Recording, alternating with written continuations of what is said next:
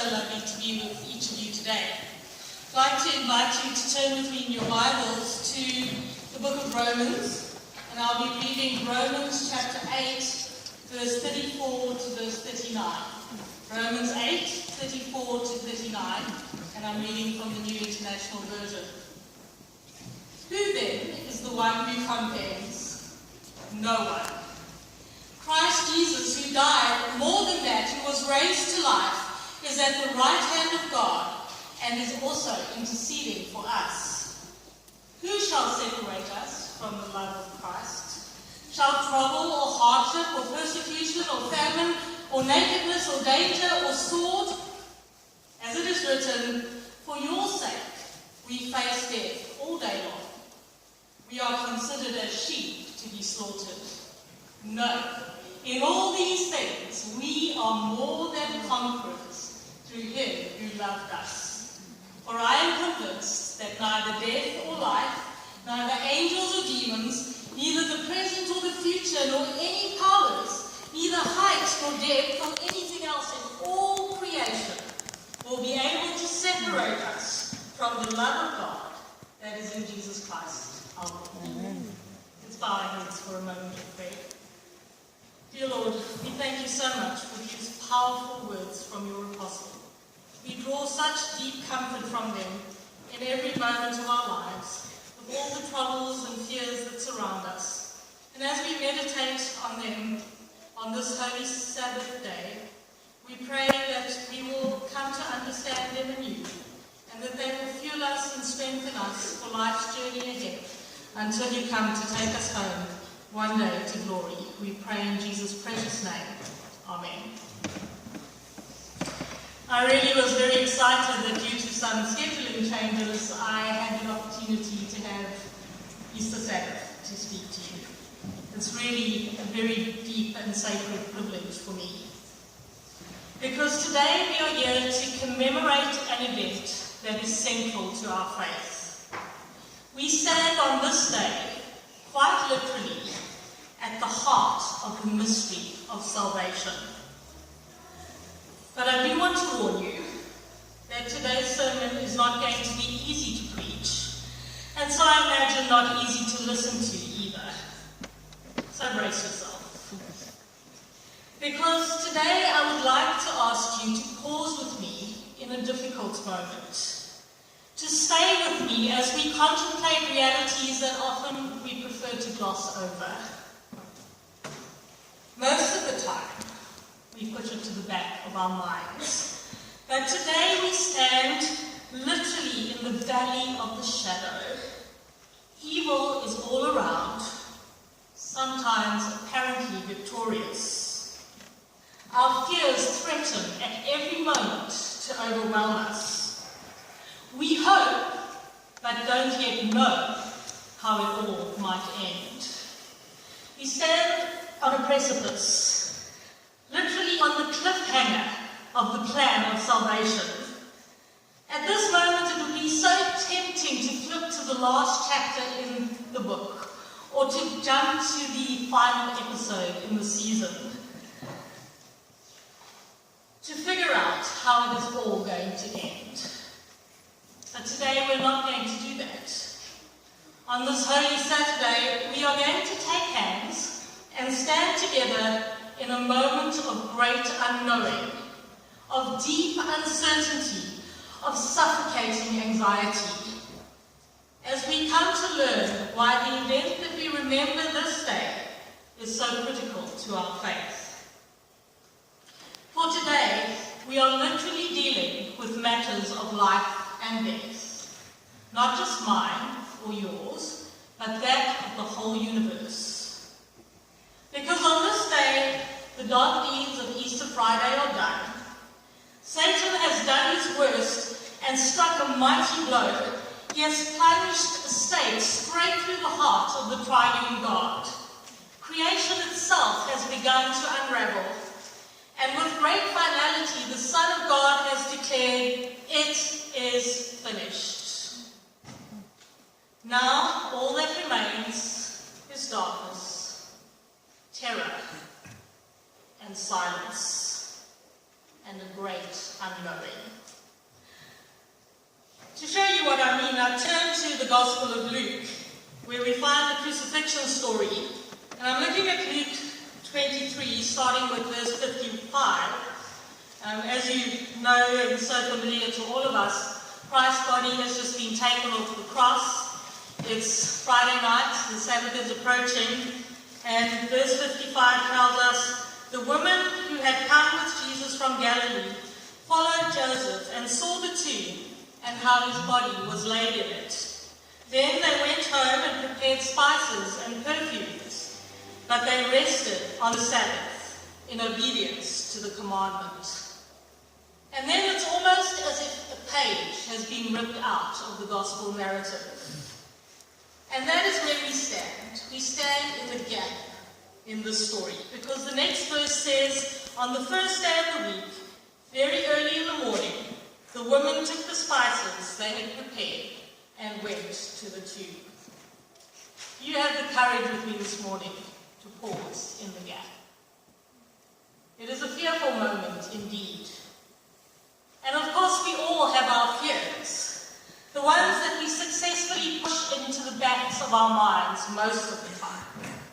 But ones that somehow surface during times of isolation or stress. When we are alone with our thoughts. When our minds race and play ugly tricks on us.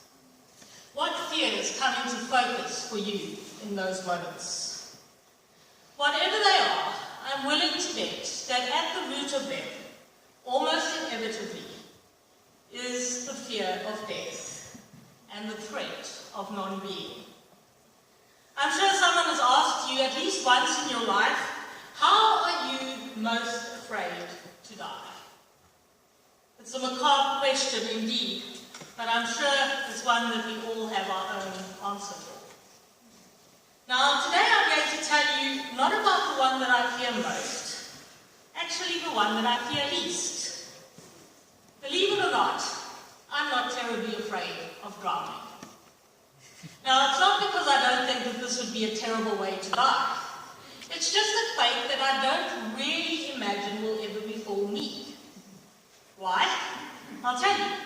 It's because, for some reason or other, I float like a cork in water. I always have.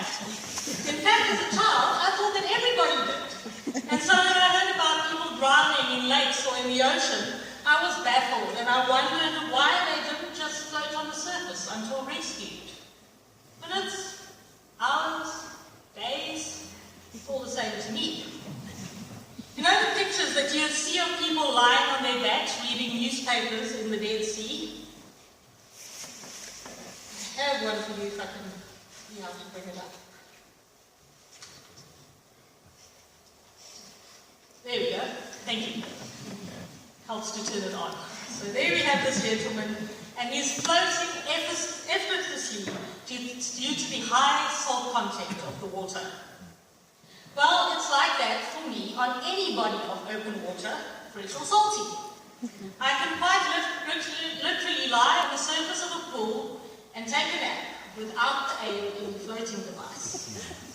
I seem for some reason to be equipped with an inbuilt life jacket, bobbing along happily without a care in the world.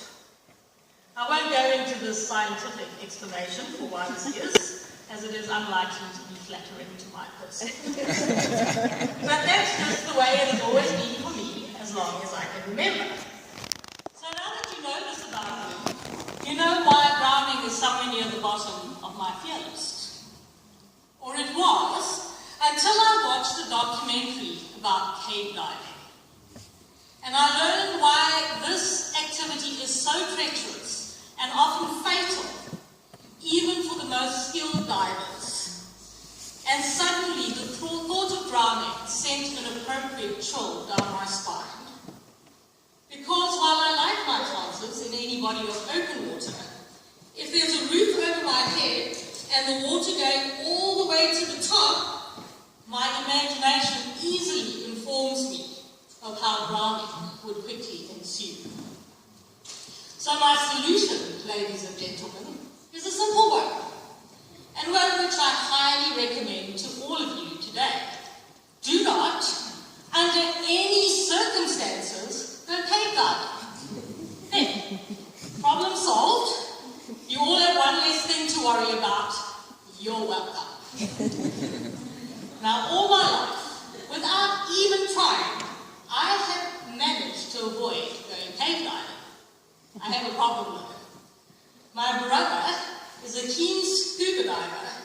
with a spirit of adventure, who goes diving whenever he has the opportunity. And so the fears that I so effortlessly avoid for myself, I sometimes suffer on his behalf. Now, while I don't like the myriad of threats that lurk in the big blue ocean, I'm sort of okay with that type of diving, provided that all of the relevant safety protocols are followed. Because I can picture the escape route, up, and away to the air above. And while I don't venture down there myself, I do like living vicariously and looking at the amazing photographs that my brother always comes back with, that look something like this. Wrong way. There we go. So, really shows the magnificent world that exists below the surface of the ocean, part of the creation that we so seldom get to enjoy in person. But all of this changed a few years ago when he told me about a trip that he had planned to the Yucatan cenotes. Unfamiliar, I did a quick Google search, which returned the following information. A cenote is a deep, waterfall sinkhole in limestone that is created when the roof of an underground cavern collapses. This creates a natural pool which is then filled by rain and water flowing from the underground rivers. And the word cenote comes from the Mayan word zonot, which means well. Some cenotes are vertical, waterfall shafts, while others are caves that contain pools and underwater passageways in their interior. Caves, underwater passageways. I did not like the sound of that.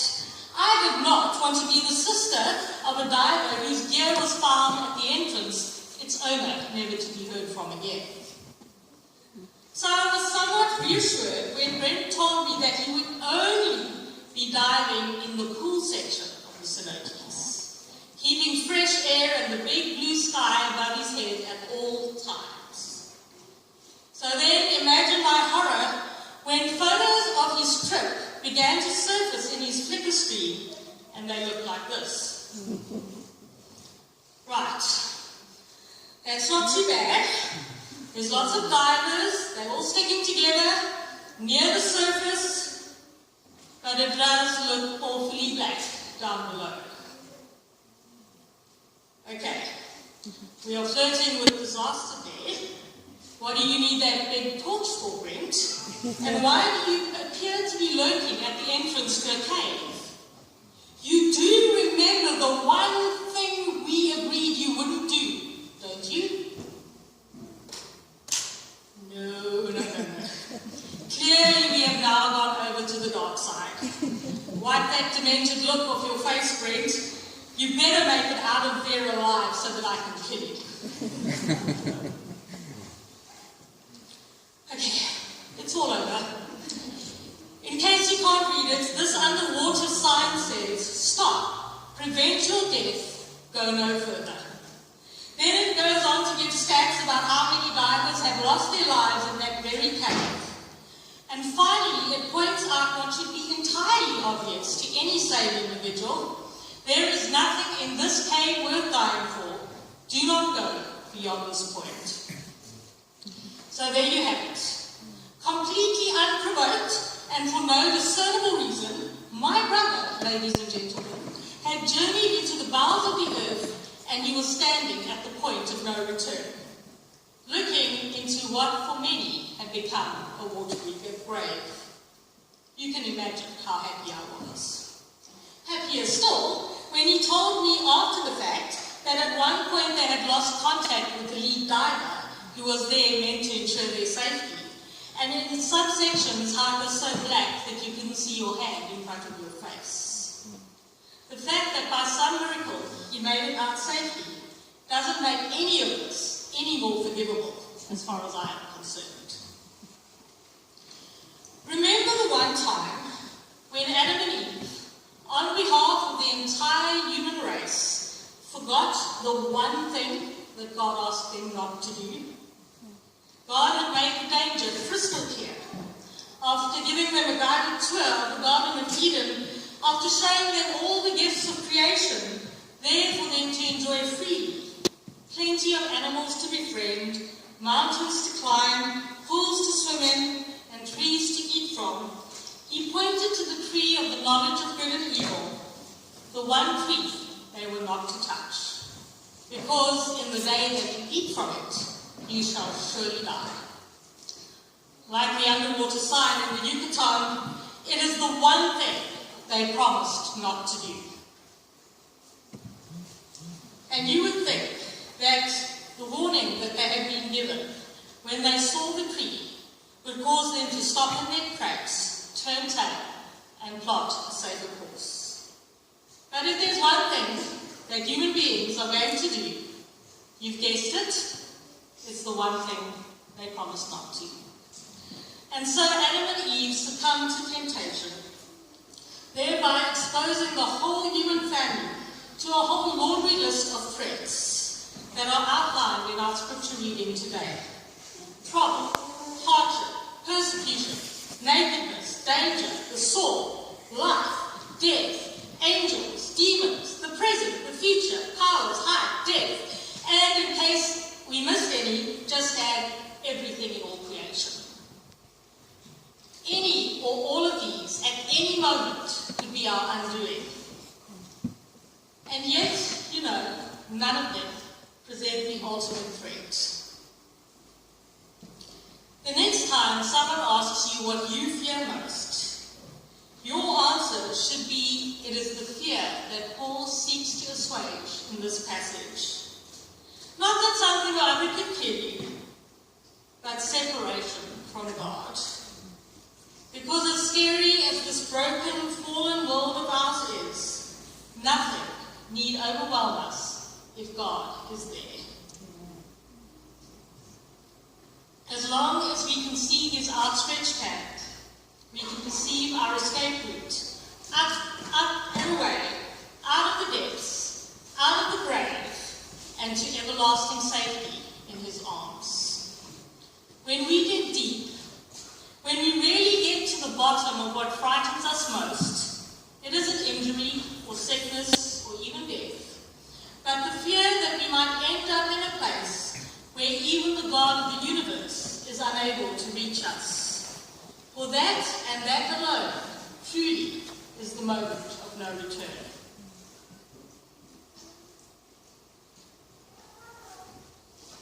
Now there is a caveat to my rule about not going cave diving.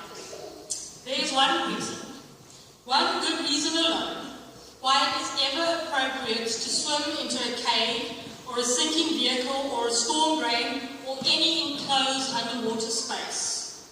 And that is to attempt to save the life of another human being, particularly a loved one, particularly a child. A news alert came up on my phone from News 24 a couple of weeks back. And something about the headline was compelling, and so I clicked on the link and I read the story. The headline read, the water was gushing around us. I had to let him go. Dad recalls trying to save his son.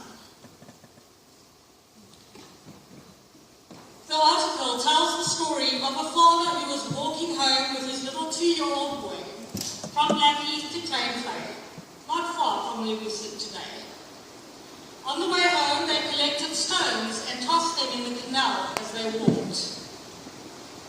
The father so enjoyed seeing his son, Cappy, that he took a photo of him on his cell phone. As they walked, the father saw an acquaintance who he greeted briefly, and then he turned back to his son to tell him to come.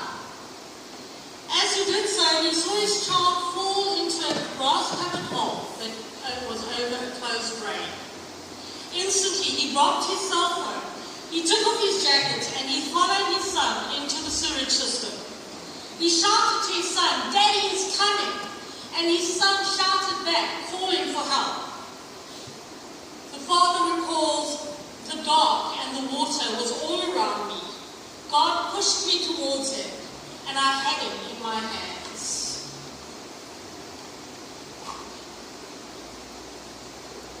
I swallowed the filth because I knew I had to save him.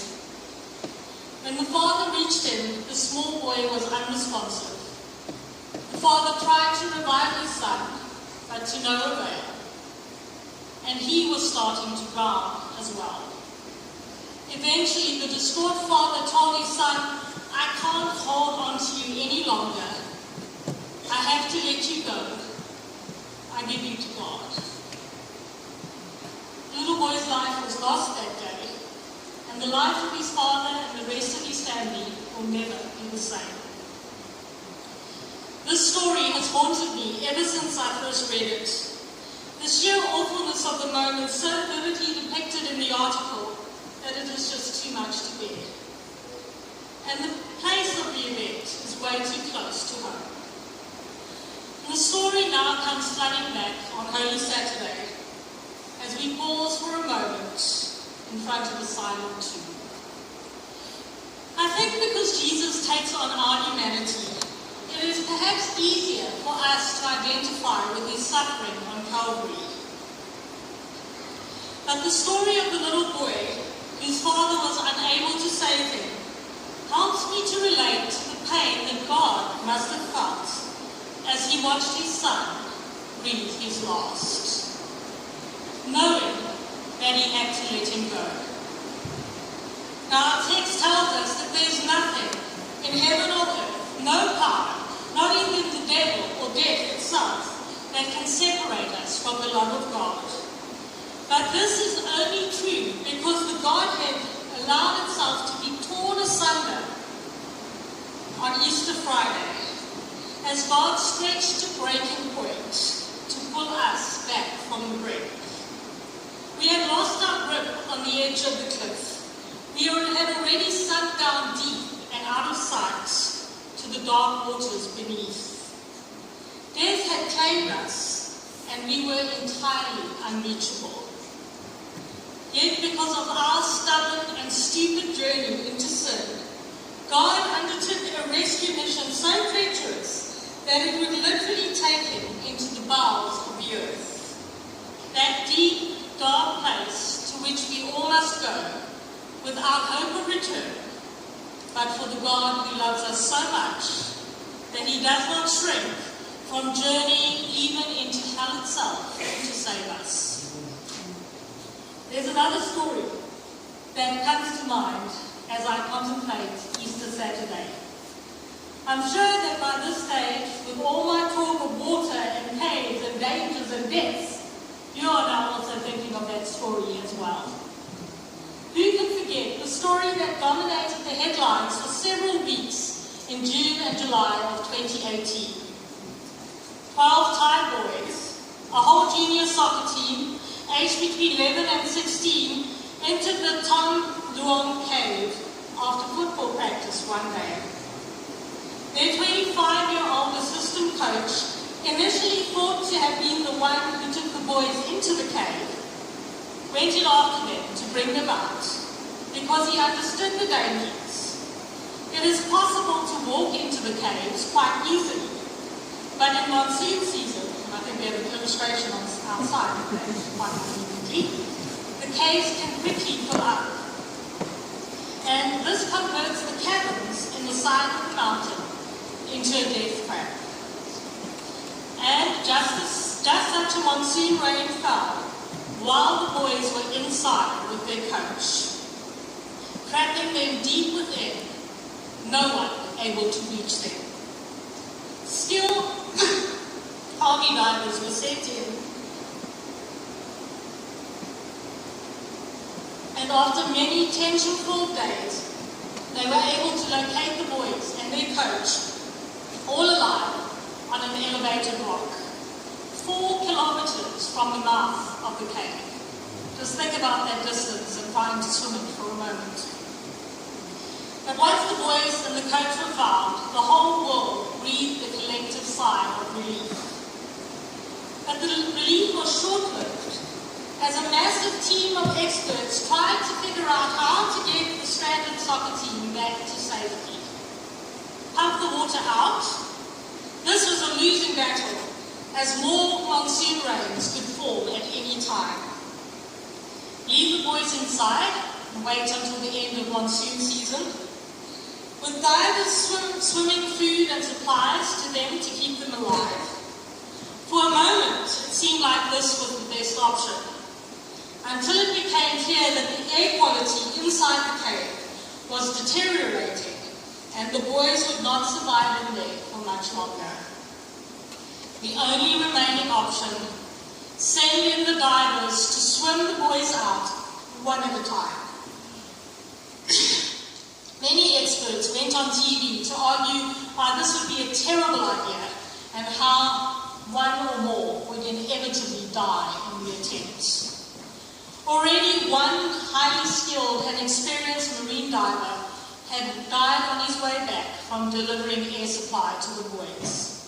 And so this danger was in the forefront of everyone's mind. The divers would have to navigate several narrow, flooded passages as the cave pathways winded through the side of the mountain. And you can imagine at the points that narrow how difficult it is in the darkness to get your way through. All the while they would be swimming with a buoy attached, leaving almost no space to maneuver in some places. Many of the boys didn't even know how to swim, let alone cave dive. And if a child panicked, he would inevitably cause himself and his rescuer to drown. So the decision was made to sedate the boys for the length of the journey. Divers had to be ready to stop midway and re-administer the sedative if the boys started to come around during the trip. Any number of things could have gone wrong, any of which would have resulted in certain death. And yet the world watched as one boy after another was swum out to safety. Thanks to the bravery and the skill of the divers who undertook the mission, a global cheer went up when every last boy and their coach made it out safely. A rescue mission that vastly exceeded everyone's expectation. It's well worth taking the time to watch one of the documentaries which was made about this mission. But this summary alone will help you to grasp the enormity of it. The rescue effort involved more than 10,000 people, including 100 divers, many rescue workers, representatives from around 100 governmental agencies, 900 police officers, 2,000 soldiers. It required 10 police helicopters, 7 police ambulances, and more than 700 diving cylinders, and the pumping of more than 1 billion litres of water out of the caves.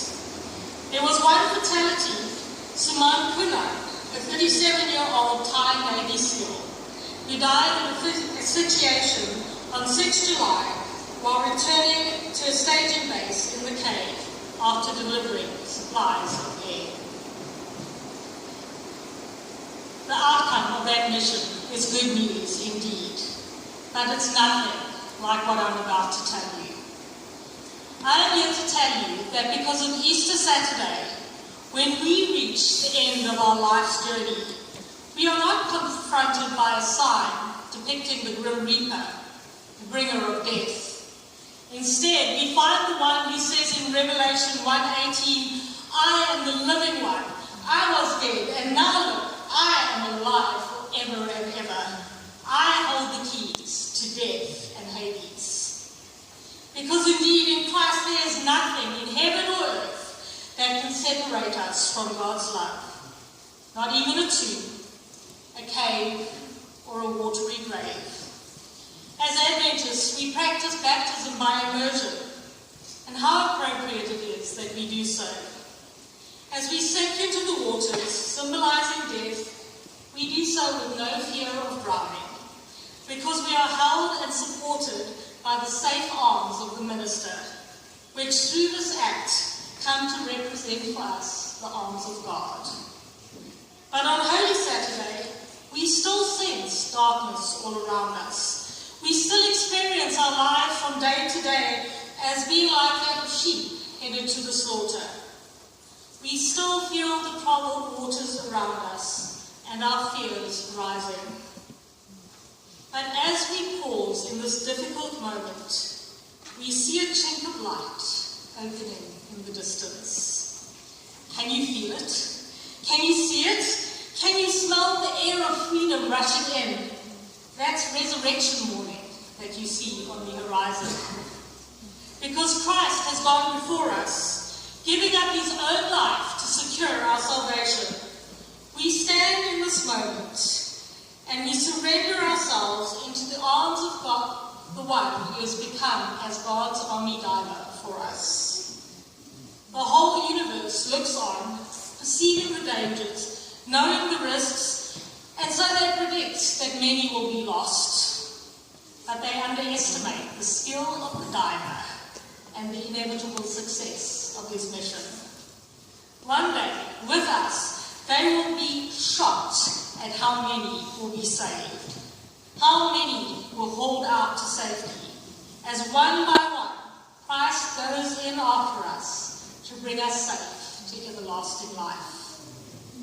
How can it be otherwise if in all of these things we are more than conquerors through him who loved us? For I am convinced that neither death nor life, neither angels nor demons, neither the present or the future, nor any powers, neither height nor depth nor anything else in all creation will be able to separate us from the love of God that is in Christ Jesus our Lord.